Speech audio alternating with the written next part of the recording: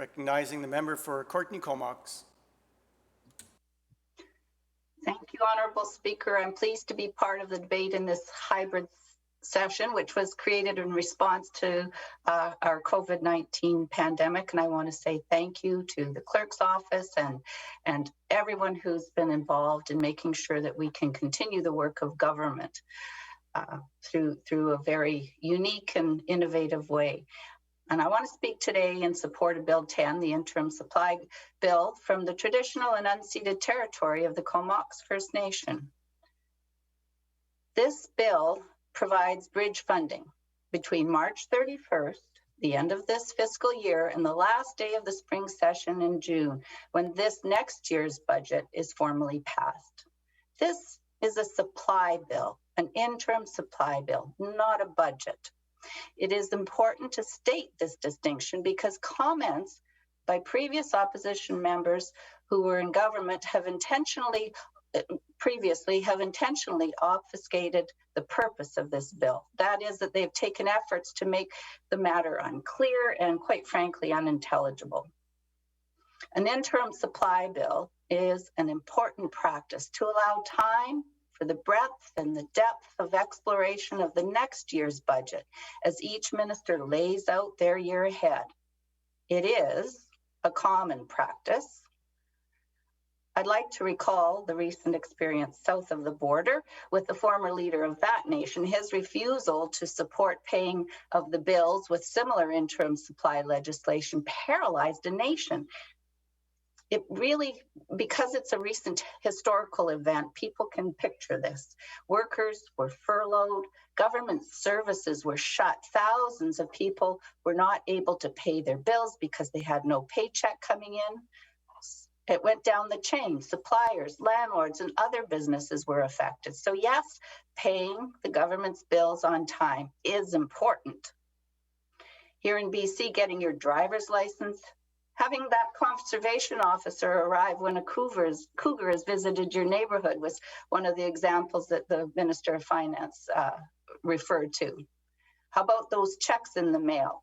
Health services at the ready. All these services and more are important and necessary for the people of British Columbia. Today, an interim supply bill is a common practice in an uncommon time. Earlier this month, I had the opportunity to listen to Chris Hadfield, the astronaut, speak at the Alzheimer's Society's Breakfast to Remember. And he referred to his time and space, half a year, where he had to communicate with all of his loved ones and the people on Earth through virtual ways. As I mentioned at the beginning of my speech, that we had to adjust ourselves and find different ways of operating and different ways of communicating.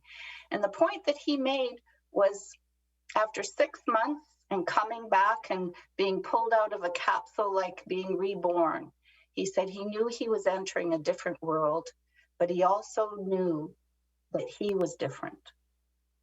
Our world is different and we are different. We have been changed by our experiences over this past year, and they have been significant.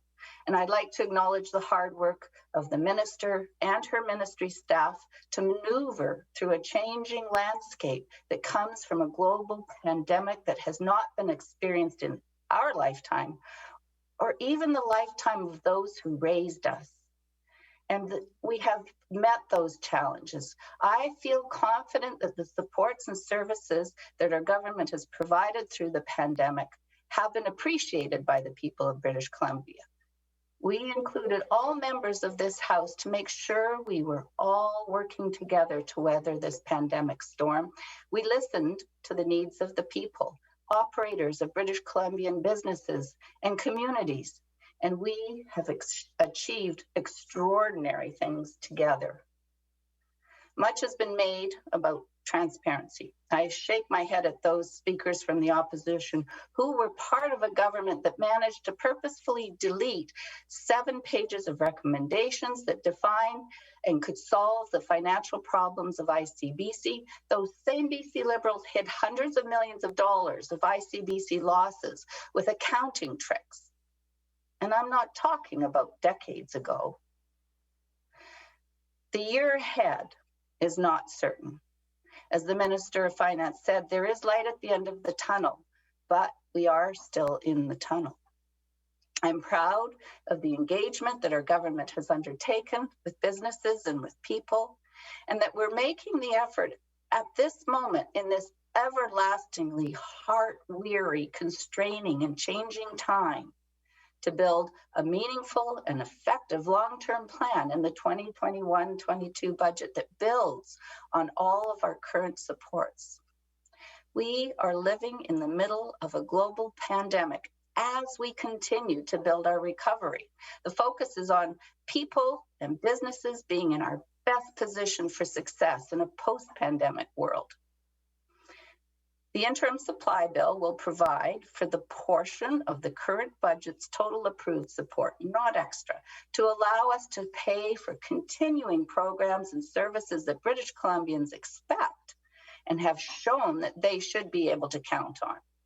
It is important for people, businesses, and communities to know that support will be there for them regardless of the timing of a budget. And that certainty will carry forward to the 2021 budget as we continue to keep people safe through the pandemic. This is why I support the Interim Supply Bill, Honourable Speaker. Thank you very much.